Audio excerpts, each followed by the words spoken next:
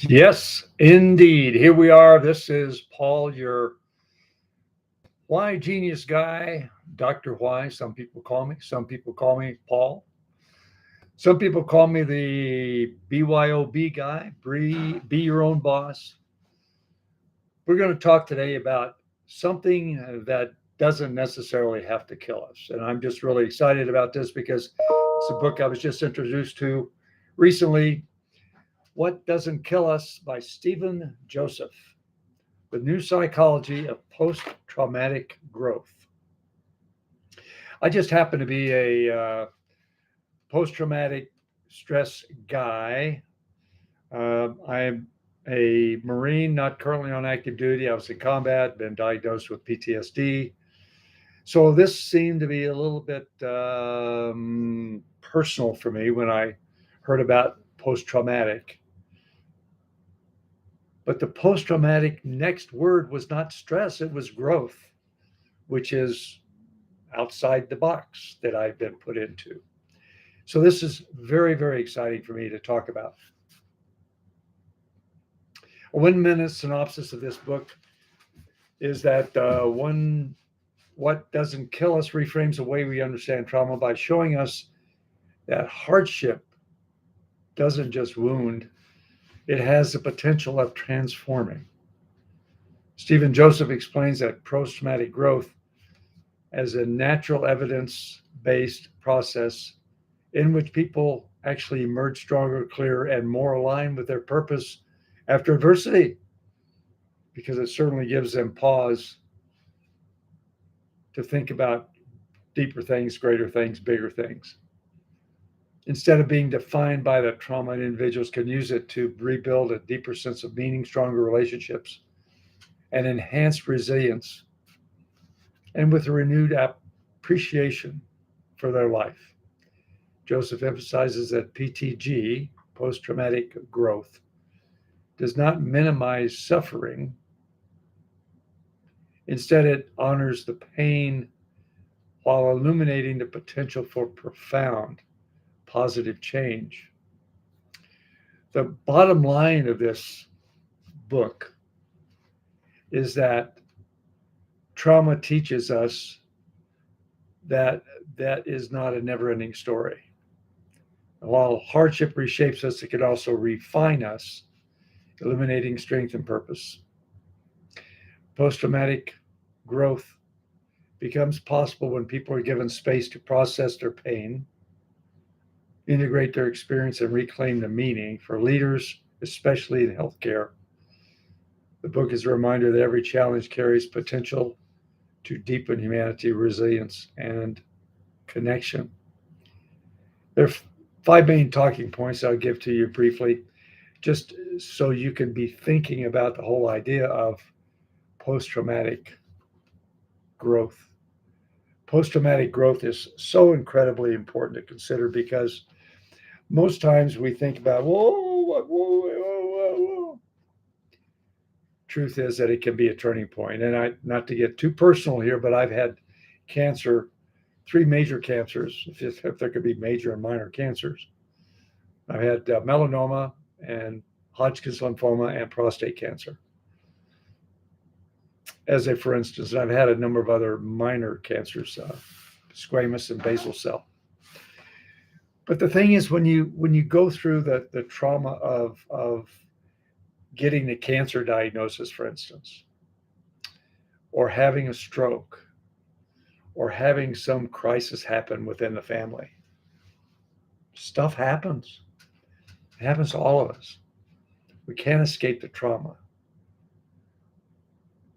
but we can escape the results of stress by, instead of focusing on stress, focusing on the growth opportunities. Trauma shatters assumptions, number one. That's just a starting point. Trauma disrupts our worldview. Yes, it does. It disrupts our identity. Yes, it does. And it certainly changes our feeling about security. As my personal example say, as soon as I had cancer, life changes. Everything is different because you realize you're mortal and you realize that you don't have that much time left. Who's to know? When I first got diagnosed with cancer, had the cancer surgery, talked to the surgeon, and I said, "Okay, I have melanoma. I had melanoma. I am now free of that cancer. How much time I got left, doc?" This was in 2002. He said, "Statistically, you got 5 years left." And I said, "That's not enough time. I got more stuff to do." So the attitude, it changes your assumptions, changes worldview, changes identity, and changes a little bit of sense of purpose. Number two, post-traumatic growth is a process, not an event. There's a lot of life events that happen, but they don't define you because you are a person in process. You are not an event, and you cannot be defined by an event. So too is post-traumatic growth. Post-traumatic growth emerges over time through your reflection, your meaning making, and the support that you're given by those around you. So just realize that people around you, all over around you, have trauma going on. They don't even know that they don't know sometimes. And it's possible that you don't know that they have trauma going on. The book I'm in the process of writing is entitled The Invisible Backpack. And truth is that everybody has something going on in their life that you don't know about. And maybe they don't understand the impact of whatever that stuff going on in their life is, but it's important for you to realize that people have stuff going on in their life. The invisible backpack. Number three, growth takes many forms. Joseph outlines 5 domains of post-traumatic growth possibility. Number 1, your personal strength. Number 2, deeper relationships. If you have a big trauma that's going on, even a small trauma, relationships might change. Just know that. New possibilities. If for some reason something happens on the job that would disqualify you for doing that job, maybe it opens up new possibilities for you. Changing jobs is not the end all. It's not the end of the world. Truth is that you might be on the wrong bus. Or if you're on the right bus, you might be in the wrong seat in the bus. So look for new possibilities after trauma.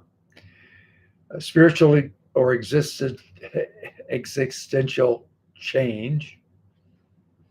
Have you ever heard of foxhole religion? Foxhole religion can be very real. And a life event that causes trauma might be that. And then finally, in the list of his 5, appreciation for life. Personal strength, deeper relationships, new possibilities, spiritual or existential change, appreciation for life. And that is so incredible. All those are so personal. The fourth issue is to avoid toxic positivity trap. You know, there are some people that are way positive, much more positive than they should be if they've got trauma, because you've got to acknowledge it. You've got to acknowledge the fact that trauma happens. Now, what you do with it is up to you. Post-traumatic growth is not about pretending everything is fine or forcing gratitude. In fact, sometimes the biggest thing is just to acknowledge that this is happening and it's really caused a big gap in my life, a big hole, a big whatever. Ricky Nelson back in the 50s, maybe 60s, sang a song. Yeah, my bucket's got a hole in it. Well, truth is that trauma creates holes in whatever your bucket is. So just realize that if your bucket's got a hole in it, you need to acknowledge that. And then praise God, what blessing can I get from this event that happened? Because as a colleague of mine once said in a classroom setting, there's two sides to even the thinnest pancake. It might not be good, but let's look on the other side of that coin and see what good can come from this. And that's exactly what Joseph purports. Um, I was listening to a TV show just recently about new technology in the battlefield using drones, and the United States is going out to getting lots and lots and lots of drones.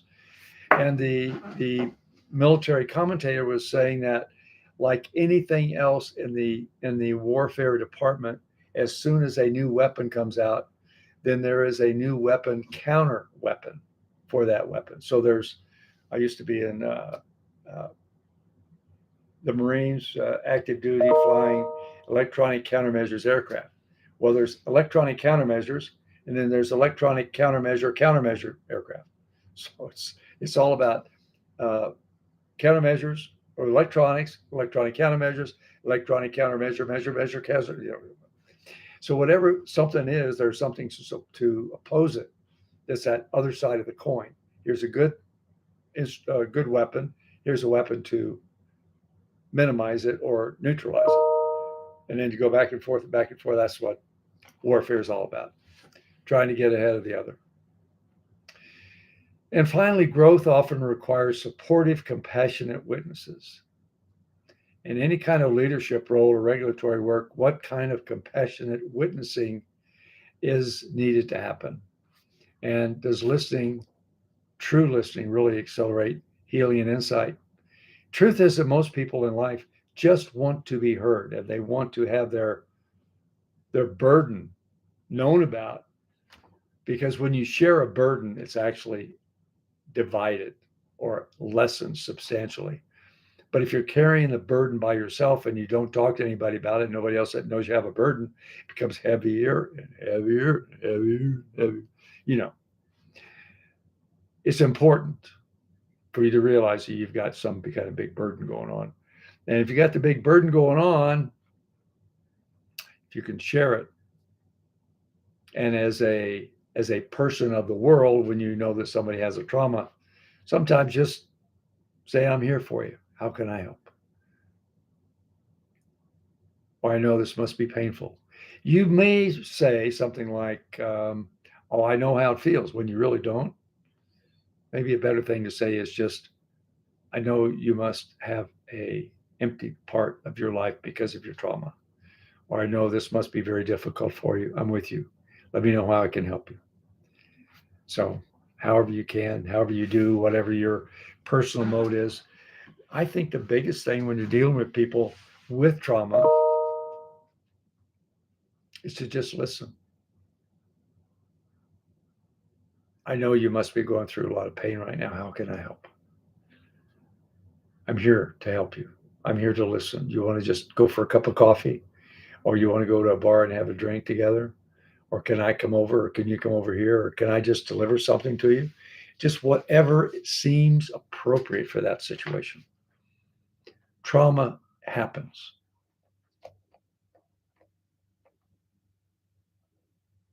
And so does support. So just know that. What doesn't kill us teaches us that trauma is never the end of the story.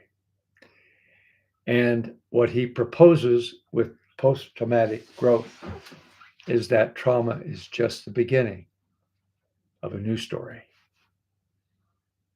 It's a powerful book, powerful concept, and I hope this has been helpful for you. I like the book and the concept very much because it reframes the bad news of trauma. It reframes the concept of post-traumatic stress. It reframes our thinking about what was to what can be. I'm excited about this. For you, if you got some story around this, let me know. I'm Paul. I'm a life coach. I'm a life career success coach, and I might have a word or two for you. If you're interested, you can go to my website and find my calendar and find a place where we can have a 20-minute strategery call to find out if we might be able to work together. Or if you just want to unload a little bit, I'll be happy to be a listener for you. The website is paulwilsondelivers.com. No spaces, paulwilsondelivers.com, or it's spreadyourgenius.com. Both of those work. I'll be happy to talk with you, see what you got going on, and see if I can be of assistance to you in your life journey. God bless you. God bless America. And thank you, Stephen Joseph, for this impactful, insightful book, What Doesn't Kill Us. Talk soon, hopefully.